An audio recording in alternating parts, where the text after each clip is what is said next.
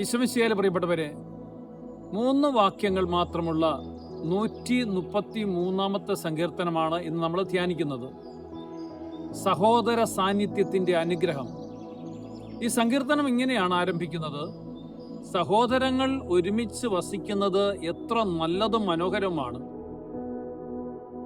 അത് അഹറോന്റെ താടിയിലേക്കും വസ്ത്രത്തിൻ്റെ കഴുത്തുപട്ടയിലേക്കും ഒഴുകുന്ന തലയിലെ വിലയേറിയ അഭിഷേക തൈലം പോലെയാണ്.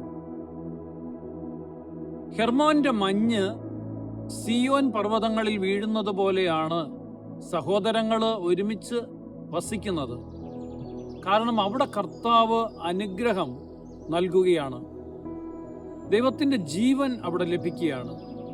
ഈ ഒരു ചെറിയ സങ്കീർത്തനം വിശ്വാസികളുടെ ഐക്യത്തിൻ്റെയും സഹവർത്തിത്വത്തിൻ്റെയും അതിൻ്റെ സൗന്ദര്യത്തെയും അതിൻ്റെ അനുഗ്രഹത്തെയും കുറിച്ച് ആഘോഷിക്കുകയും പറയുകയും ചെയ്യുന്നു. ഒരുപക്ഷെ പൗരോഹിത്യ അഭിഷേകത്തെയും അതിൻ്റെ പുതുമഞ്ഞിനെയും പരാമർശിക്കുകയാണ് ഈ സങ്കീർത്തനം. ദൈവത്തോട് ചേർന്ന് നിൽക്കുന്നവനാണ് ജീവന്റെ അനുഗ്രഹം കിട്ടുന്നത്. അവൻ ജീവന്റെ ഉറവ ആണ്. നമുക്ക് പ്രാർത്ഥിക്കാം: ഈശോയെ, ഞങ്ങളെല്ലാവരും ഒരുമിച്ച് സാഹോദര്യത്തിൽ വസിക്കുന്നതിന് അനുഗ്രഹം നൽകണമേ. ഈ ലോകത്തിൽ ഐക്യവും സമാധാനവും സന്തോഷവും കൊടുക്കണമേ.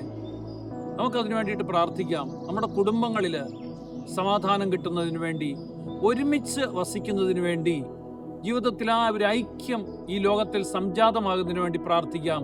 ദൈവം സമർത്ഥമായിട്ട് നമ്മളെ അനുഗ്രഹിക്കട്ടെ. ആമേൻ.